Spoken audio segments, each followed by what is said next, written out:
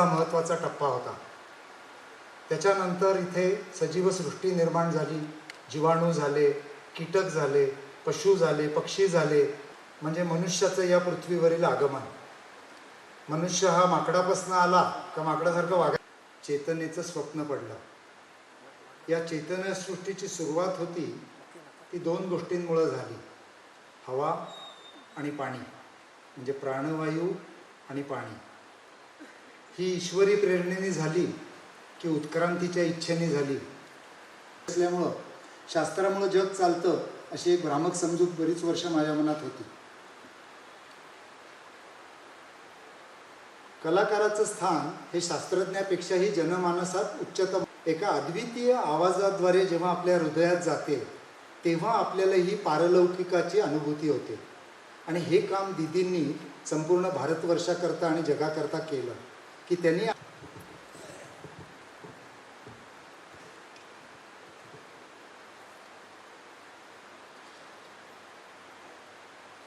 चैतन्यम सर्व अनंत स्मृती, अनंत गाणी आपल्या हृदयामध्ये साठवून इथे उपस्थित असलेले आपण सर्वजण, माता भगिनी बांधव, महाविद्यालयीन तरुण आणि तरुण, आज दीदींच्या बद्दल बोलताना कंठही सद्गतीत झालेलं आहे.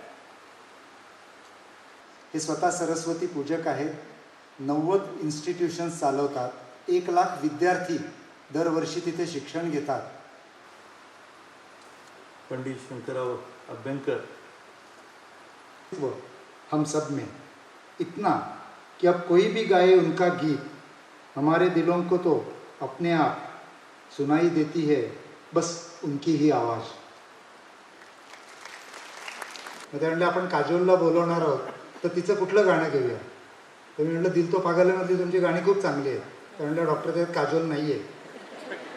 शोक सभा है, लेकिन ऐसी हस्तियां जो है नेवर बॉर्न नेवर डाई, ये ईश्वर का साक्षात रूप है. और हम तो इतने भाग्यवान हैं कि हमने इतिहासों में सुना था कि कोई बैजू भी होते थे, कोई हरिदास भी होते थे, कोई तानसेन भी होते थे, कोई तानारीरी भी थी. प्रमाण इसका हमारे पास भी कुछ नहीं है. ये कहानियाँ इतिहास के पन्नों में हमने पढ़ी है, लेकिन जिसका साक्षात्कार हमने किया है वो हमारी एकमात्र दीदी है, कि जिनके संगीत से हम बड़े हुए हैं. हमारे बच्चे, जब मेरी बेटी गर्भ में थी 7 महीना, तब उसको मीरा के भजन सुनाती थी. और मुझे इस बात की खुशी है कि 2018 में दीदी ने मेरी बेटी को प्रेजेंट किया दीनानाथ मंगेशकर हॉल में. तो ये बहुत बड़ा आशीर्वाद.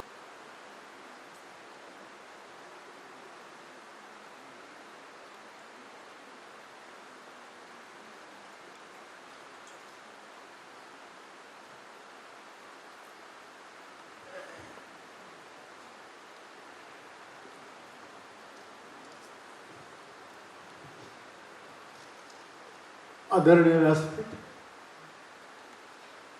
उपस्थित सर्व बंधू भगिनींनो, डॉक्टर धनंजय केळकर यांनी आता नाव घेतलं, कुसुमाग्रज विवा शिवराडकर त्यांच्या कवितेने मी बोलायला सुरुवात करतो की नव्हाळीतले ना उमाळे उसासे, नव्हाळीतले ना उमाळे उसासे, नती आग अंगात आता उरे, विझोरी आता यौवनाच्या मशाली, तळी राहिले काजळी कोपरे. दिमाखात तारे नटवणी थटोनी, शिरी टाकीती दिव्य उल्का फुले, परंतु देवा तुझ्या मूर्ती वाचून देवा, मला वाटते विश्व अंधार. आपण सारे उजेडात बसलेले आहात, मी बाकी अगदी अंधारात उभा आहे. माझ्यासाठी हा एक विलक्षण असा गडद काळोख आहे, अंधार आहे, तर मी बाहेरच निघत नाही. सारे विश्व अंधार आहे.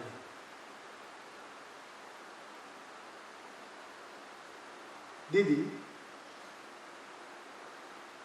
काय बोलत आहेत याबद्दल माझ्याकडे खरं शब्द नाही. मला असं वाटतं की आळंदीला एक माऊली झाली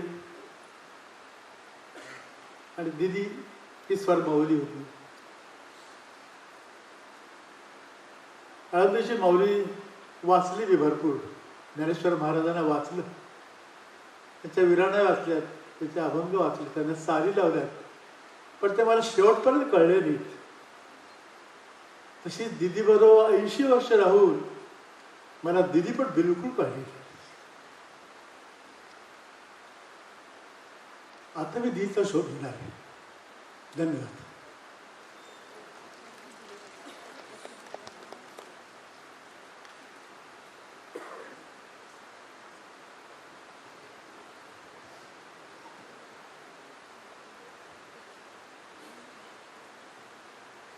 आपल्याला आता पटलं असेल की खूप आग्रह करून पंडितजींना बोलून ही शोकसभा मी आयोजित करली. याचं कारणच असं होतं की दुःख वाटल्याने हलकं होतं आणि ते त्यांनी बाहेर यावं, वाटावं, लोकांमध्ये बोलावं म्हणून मी मुद्दाम आग्रह केला. सगळेच कुटुंबीय फार दुःखात आहेत. आदिनाथ जो बोलणार होता तो म्हणला की मी नाही बोलत. याच्या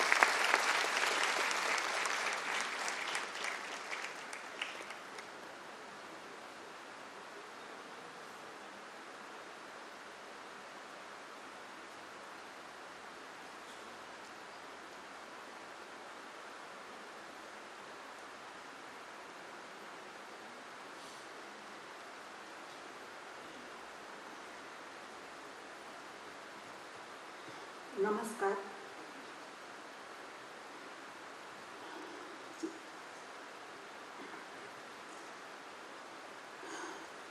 तिला जाऊन अजून 1.25 महिना पण झाला नाही आणि आम्ही ते उठलो.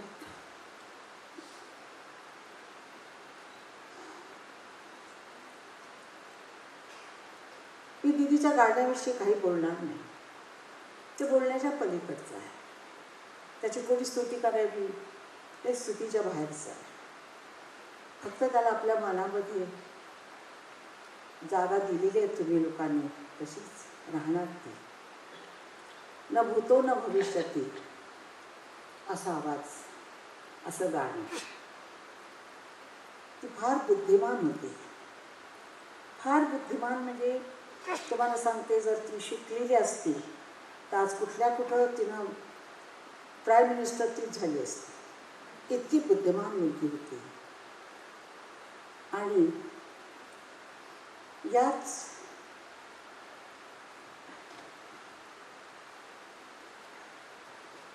पुण्यामध्ये 1942 साली आमच्या वडील गेले. आम्ही रेवडेवाल्यांच्या बोळामध्ये राहत होतो आणि वडिलांना रात्री उलटी झाली, रक्ताच्या, हॉस्पिटलला नेलं. ससून हॉस्पिटलमध्ये त्यावेळेच्या इंग्रजांचं राज्य होतं.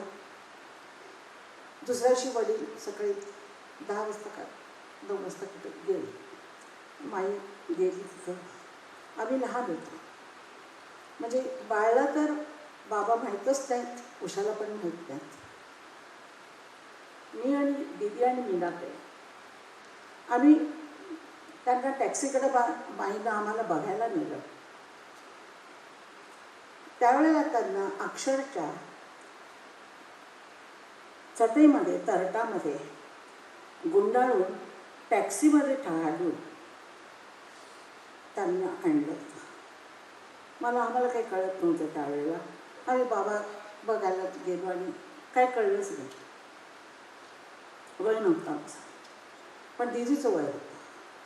दीदी 12 वर्षाची होती आणि तिनं ती इतकं लक्षात तिच्या ठेवलं आणि तिनं तिच्या बुद्धीनं काम करत होती. खूप कष्ट सहन केलेले आहे. कारण मी 15 वर्षाची होईपर्यंत मी तिच्याबरोबर रेकॉर्डिंगला जायचे, रिहर्सलला जायचे. काय तिनं त्रास सहन केलेला आहे, ट्रेनमध्ये कसे चढलो आहे आम्ही, काय केलेलं आहे, पण हसत सगळा त्रास सहन केलेला आहे. त्यानंतर तिनं ती गोष्ट वडिलांची लक्षात ठेवली. त्याच पुण्यामध्ये तिने आणि तिच्या म्हणजे माझ्या छोट्या भावाने बाळने असं ठरवलं की इथं हॉस्पिटल करायचं. ही तिची जिद्द होती की माझ्या वडिलांना कर्टामध्ये बांधून आणलं आणि इथं ॲम्ब्युलन्स पण नव्हती, काही नव्हतं.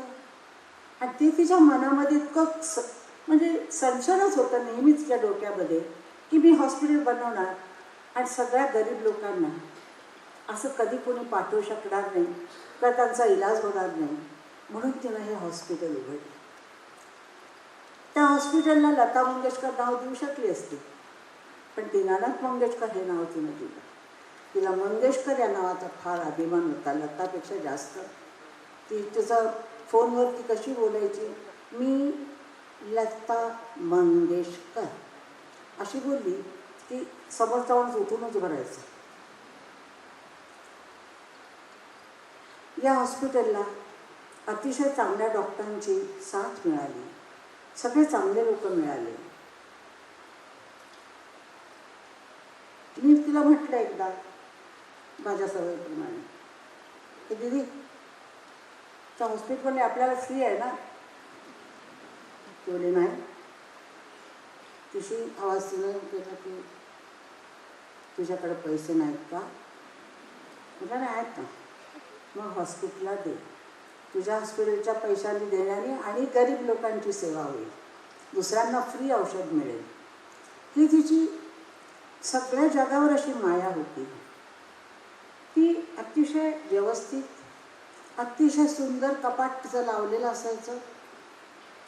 लहानपणापासून तिला आणखीन एक सवय होती की मासिकातले मुळगावकरांची, दलालांचे फोटो कापून ती तिथं ठेवायची.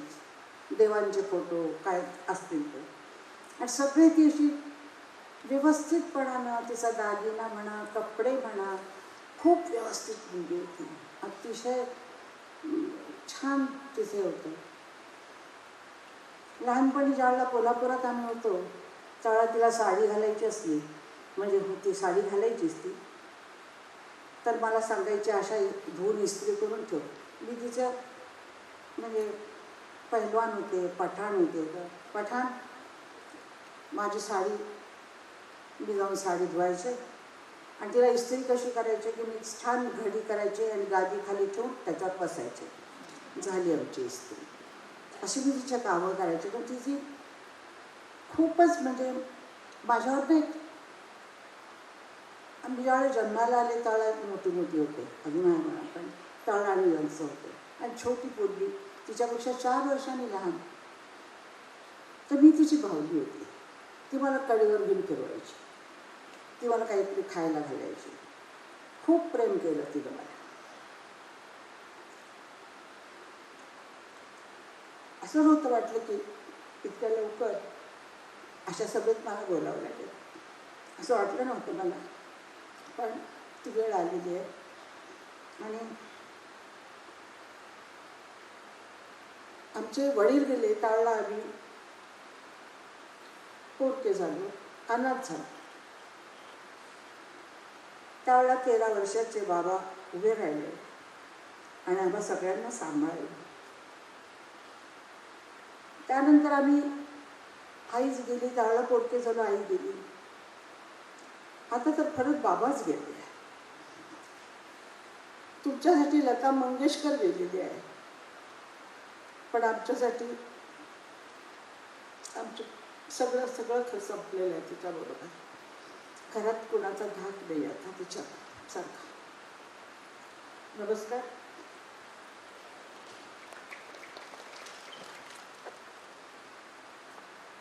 एक केला की दीदींनी रुग्णालयाला किंवा सगळ्या गोष्टींना बाबांचं नाव का दिलं.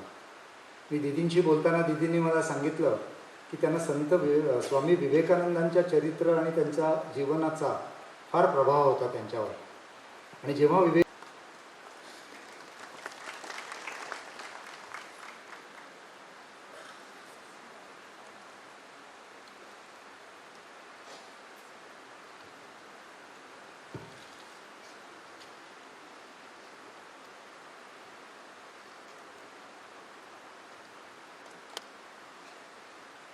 सर्व मंगेशकर कुटुंबीय,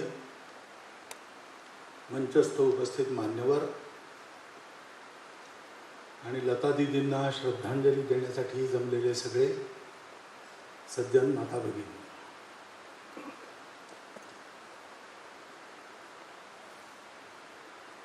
खरं काय बोलावं काही कळत नाही आणि ते कधीच कळणार नाही. म्हणजे काही गोष्टी अशा असतात की मनात खूप असतं, पण ते प्रगट करा म्हटलं तर शब्द फुटत नाही. कहा भी न जाए चुप रहा भी न जाए असं एक गाणं होतं, तशी स्थिती होती आणि ती अगदी स्वाभाविक आहे. म्हणजे भारतवर्षात किंबहुना जगात सगळ्यांना तणावमुक्त करणारा एक स्वर गेला असं सगळे म्हणतात. इथेही ते म्हटलं गेलेलं आहे स्वाभाविक रीतीने. उत्तम गाणं गायला एवढंच नाहीये, तर दिदींनी खूप काय काय केलं आहे. सगळं आपल्याला माहित नाही. तर दीनानाथ मंगेशकर हॉस्पिटल आपल्याला माहिती आहे, बरेच वर्षापासून काम करतात. पण दादरा नगर हवेलीच्या स्वातंत्र्य संग्रामाकरता धनाचा पुरवठा त्यांनी केला, ही गोष्ट फार थोड्यांना आत्तापर्यंत माहीत होती. ती आत्ता कुठे अधिक लोकांना माहिती होती. असं कितीतरी दिदींनी केलं आहे, पण ते प्रगट नाही. पण ज्यांच्या संबंधात ते घडलंय त्यांना वाटत राहणार की असं करणारी एक व्यक्ती गेली. मंगेशकर कुटुंबियांकरता तर म्हणजे वज्राघातच आहे आणि त्यांचं सांत्वन करणं हे शक्य नाही आहे. कर्तव्य म्हणून ते करावंच लागणार आहे, तरी पण ते शक्य नाही आहे हे करणाऱ्या प्रत्येकाला माहिती आहे. आणि अशी स्थिती असल्यामुळे काय काय म्हणावं काय बोलावं ते कळत नाही. परंतु असं असतं, अशा कर्तृत्वाची माणसं, अशा जिव्हाळ्याची माणसं, अशा उंचीची माणसं अशी गेली की असं होतंच. आणि ती पोकळी कधी भरून न येणारी पोकळी असते. असं हे पुन्हा पुन्हा होत नाही. युगायुगातून एखादं असं व्यक्तित्व येत. संगीताच्या क्षेत्रात हा स्वर आपल्याबरोबर राहील, पण हा स्वर नव्याने आपल्या गळ्यातून काढणारा कोणत्या युगात पुन्हा होईल माहीत नाही. ती काय पुन्हा पुन्हा होणारी गोष्ट नाही. पण आता ही जगराहाटी सुद्धा आहे आणि त्याच्यामुळे याचा सामना आपल्याला करावाच लागतो. आणि सामान्यपणे अशी माणसं हा सामना कसा करावा याचा वस्तुपाठ आपल्या जीवनातून घालून देणारीच असतात. किंवा मी असं म्हणतो, दीदींच्या व्यक्तित्वासंबंधी मला राहून राहून असं वाटतं, मी सगळ्यात कमी संपर्कात राहिलेला असेल कदाचित तिथे. व्यक्तिगत मी घरी भेटायला गेलो होतो सरसंघचालक झाल्यानंतर, तेव्हा प्रत्यक्ष भेट झाली. हृदयनाथ जे आमच्या उत्सवाला आले होते तेव्हा जे सान्निध्य मिळालं. बाकी फोनवरून गोष्टी वगैरे. परंतु त्या एका भेटीतच असं सांगता येत नाही इतकी शांती मला जाणवली. अशा माणसांच्या संपर्कात येणाऱ्यांना ते जाणवतंच. म्हणजे त्याला काही लोक म्हणतात व्हायब्रेशन्स, आणि ते साधं सुद्धा नसतं. म्हणजे हे आपोआप होत नाही, कोणाचंही असं होत नाही. आपल्याकडे गीतेत असं म्हटलं आहे, शुचीनाम श्रीमताम गेहे. म्हणजे आपला योगाभ्यास अपुरा राहिलेला, आपली साधना अपुरा राहिलेला एखादा आत्मा ती साधना पूर्ण करण्याकरता पवित्र श्रीमताम म्हणजे श्रीमद ऊर्जितमेव वा असं ज्याला म्हणतात, त्या ऊर्जेने भरलेल्या घरामध्ये जन्म घेतो आणि कर्मफलांचा सगळा भोग करून आपली साधना पूर्ण करतो. किंवा असंही असतं की काही अस्तित्व हे चिरंतन आहे आणि जगाची एखादी आवश्यकता समोर आल्यावर त्या अस्तित्वाचा अंश हा देहरूप होऊन येतो. तो असतोच. आपण म्हणतो त्याचा जन्म झाला, देह धारण केलेला असतो, उपयुक्त देह, आणि आपलं कर्तव्य करून मग तो जातो. आपण म्हणतो त्यांचा मृत्यू झाला, मृत्यू होत नसते, अस्तित्व चिरंतन असतं. त्याला पार्थिव रूप जेव्हा घ्यायची आवश्यकता असते तेव्हा ते तसं होतं. आता हे काही तत्वज्ञान नाही आहे, हे प्रत्यक्ष आहे. असं आहे, अशी माणसं पाहिलेली आहेत. मी दिदींना त्या श्रेणीमध्ये ठेवतो. त्यांना देवदत्त स्वर मिळाला होता. तो कसा काय मिळाला, का मिळाला? इतकं खडतर जीवन त्यांच्या वाट्याला आलं इतक्या लहानपणी. म्हणजे आत्ता मंगेशकर कुटुंबियांना जे अनुभवत आहे, अशा त्यांनी सांगितलं की त्याच्यानं तिसऱ्यांदा असा अनुभव येतो. लता दीदींनी 12 वर्षाच्या वयामध्ये हा अनुभव घेतला आणि शोक बाजूला ठेवून त्या सगळ्यांच्या बाबा झाल्या.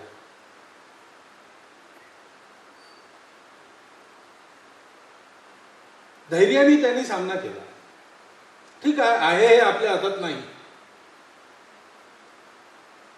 परंतु अंधाराला प्रकाश करण्याचं कर्तृत्व आपण करू शकतो. कसं करावं आपल्याला त्यांनी शिकवलं. आणि फक्त मंगेशकरांकरता नाही आहे, आपल्या सगळ्यांकरता आहे. दीदी फारशा शिकल्या नव्हत्या. शिकल्या असत्या तर काय झाल्या असत्या, शक्यता पुष्कळ वर्तवता येते. पण मी म्हणतो जगात सगळ्यात सुशिक्षितांची जी रांग आहे त्याच्यात त्यांना बसवावं लागेल. कारण शिक्षण काय असतं, पोथी पडी पडी जगमुआ पंडित भयानक कोय, दाही आकर प्रेम का पढे सो पंडित होय. आणि दीदींच्या संपर्कात मी 1-2दाच असा भेटलो आहे, एक कार्यक्रमाच्या निमित्ताने आलो होतो तेव्हा. पण हे जाणवतं, हे प्रत्येकाला जाणवतं, हे पशुपक्ष्यांना सुद्धा जाणवतं, माणसाला तर जाणवतंच की आपण एका वात्सल्य मूर्तीच्या समोर बसलेलो आहोत. दीदींचा स्वर अलौकिक, गाणं स्वर्गीय, शब्दांच्या पलीकडलं, स्तुती वगैरेच्या पलीकडच्या प्रांतात लहानपणीच जाऊन पोचलेलं. मोठमोठ्या रसिकांनीही त्याला नेती नेती असंच वर्णन करावं असं त्यांचं गाणं. आमच्या हरग्यांची तर काही कथाच नाही. पण कानावर पडलं की सगळेच मोहून जातात, ही त्याची जादू. पण त्याहीपेक्षा अशा प्रसिद्ध अलौकिकत्व असलेल्या दीदींकडे कुणीही जाऊन काहीही बोलू शकत होता. पहिल्या भेटीत मी त्यांच्याशी संगीताची चर्चा करायची प्रार्थना नव्हती त्यांच्यासमोर.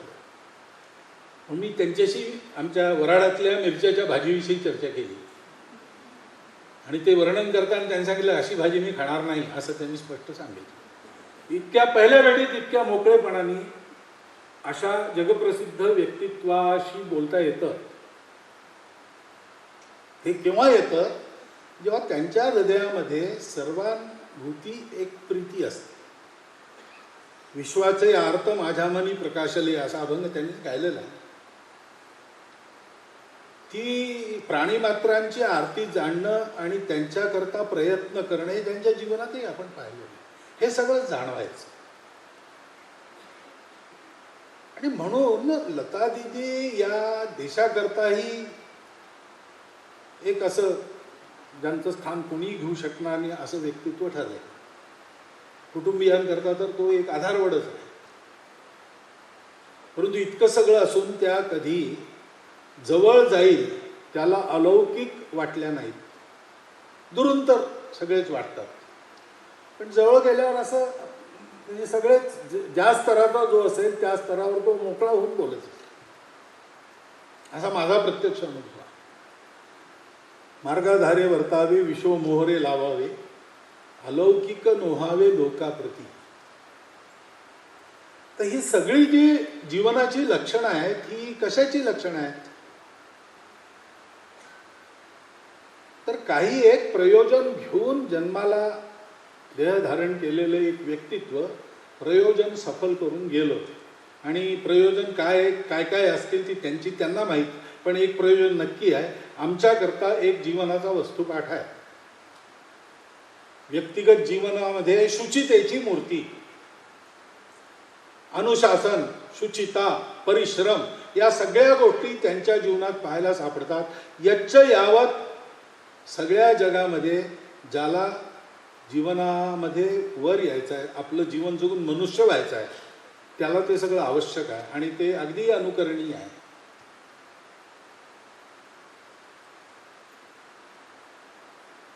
आणि संवेदना म्हणजे वडिलांचं असं झाल्यावर त्या दुःखाची कटुता नाही आली मनात, त्याची प्रतिक्रिया काय आहे? माझ्या वडिलांना असं भोगावं लागलं, समाजातल्या गरीब लोकांना असं भोगावं लागू नये. तर दुःख सहन करणारी माणसं कडवट बनतात आणि प्रतिशोधाच्या भूमिकेत जातात. तसं करायचं नसतं. आपल्याला काटा बोचला तर दुःख होतं, म्हणून तो दुसऱ्याला बोचू नये याचे प्रयत्न करायचे असतात. असं एक सर्वार्थाने अनुकरणीय असं जीवन आहे. त्याच्यात ती करुणा आहे, त्याच्यात ती शुचिता आहे, त्याच्याकरता आवश्यक ती खडतर तपश्चर्या आहे. आणि त्याच्यामुळे जीवनाचं सत्य हे बाहेरच्या परिस्थितीने कितीही प्रतिकूल, खडतर, कठोर झालं असलं तरी आपल्या जीवनाने ते मऊ, सुंदर, ग्राह्य असं त्यांनी बनवलं. मगाशी शास्त्र आणि कला, कला ही संवेदना आहे, शास्त्र हे सत्य आहे. सत्य माणसापुढे न्यायचं असतं, ते कलेच्या माध्यमातून संवेदनेतून गेलं तर मग मनुष्य जीवनावर त्याचे अनुकूल परिणाम होतात. मनुष्य जीवन हे शक्तिशाली बनतं. मनुष्य जीवन हे असतो मा सद्गमय, मृत्योर्मा अमृतम गमय, तमसो मा ज्योतिर्गमय या मार्गाने चालू लागतं. ती वाट कशी चालायची हे दाखवणारं हे सगळं जीवन आहे. ह्याला आपल्या परंपरेमध्ये आपण धर्मजीवन म्हणतो, धार्मिक जीवन म्हणतो. आणि असं धार्मिक जीवन जगून दाखवण्याकरता येत असतात लोक. त्यांची रूपं वेगवेगळी असतात, पण त्या सगळ्यांविषयीच असं म्हटलं आहे, बोलिले जे ऋषी साच भावे वर्तावा. कोणी संत बनून तसं वागून दाखवत असेल, कोणी गृहस्थ जीवनात तसं करून दाखवत असेल. आणि त्याच्यामुळे लता दिदींच्या जाण्याने जी काही हानी झाली ती झाली. आता त्याला आपण काहीच करू शकत नाही. पण आपण एक करू शकतो की त्यांच्याच जीवनातून आपल्याला जो वस्तुपाठ मिळाला तो आपण जेवढा आपल्याला शक्य आहे तेवढा आपल्या जीवनात उतरवावा. सगळेजण गाऊ शकणार नाहीत, सगळ्यांचं गाणं लोक ऐकतीलच असंही नाही आहे. परंतु जे आपल्याला जमतं त्याच्यात उत्कृष्टता गाठण्याकरता तशी तपस्या, तसा परिश्रम हे तर आपण सगळेच करू शकतो. जीवनामध्ये कटू गोड सगळ्या प्रकारचे प्रसंग येतात. खडतर परिस्थितीत खचून न जाता, निराश न होता, जे आपल्यापाशी आहे त्याच्यानिशी क्रमाक्रमाने धैर्य धरून पुन्हा उभं राहायचं. आपण उभं राहायचं, सगळ्यांना उभं करायचं. जीवनाविषयी अशी वृत्ती ठेवून तर आपण वागू शकतोच. आपल्यासाठी हा वस्तुपाठ लता दिदींनी घालून दिलेला आहे. त्यांचं पार्थिव आता दृष्टीआड आहे. आपल्यासाठी असह्य गोष्ट आहेच, पण काही सल असे उरात घेऊन बाळगावे लागतातच जीवनभर. माहीत नाही, मोठ्यांची चरित्र जेव्हा लिहिली जातात तेव्हा हे कोणचे सल उरात बाळगून गेले हे काही येत नाही, पण असतील ना, त्यांनाही अशी काही गोष्ट असते. असं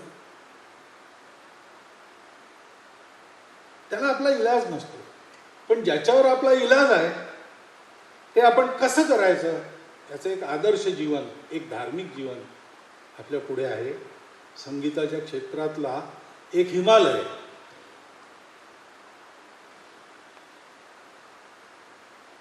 म्हणजे पार्थिव नाही पण स्वर आहेतच.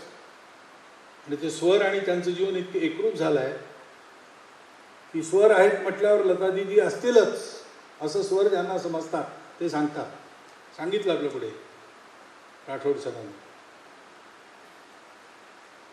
त्याच्यामुळे त्या आहेत, सदैव आहेत, पाठीशी आहेत असं मानून त्यांच्या जीवनाचा आदर्श अनुकरणात जर आपण आणला तर आपल्याला या सगळ्या परिस्थितीवर उपाय सापडेल. सल राहील, पोकळी राहील, हे सगळं असलं तरी पाऊल आपलं पुढे पडत राहील. आणि कदाचित यापूर्वी त्यांच्या अस्तित्वाची खूण त्यांचं शरीर होतं, यानंतर त्यांच्या अस्तित्वाची खूण आपण करत असलेलं हे आचरण असेल, असंही होईल. तसं हे होवो त्याकरता आवश्यक धैर्य परमेश्वर आपल्या सर्वांना देवो अशी मी प्रार्थना करतो. मंगेशकर कुटुंबांकरताही हीच प्रार्थना करतो. आणि दिदींच्या अत्यंत पवित्र स्मृतीला माझी ही हार्दिक भावांजली अर्पण करतो. माझे 4 शब्द.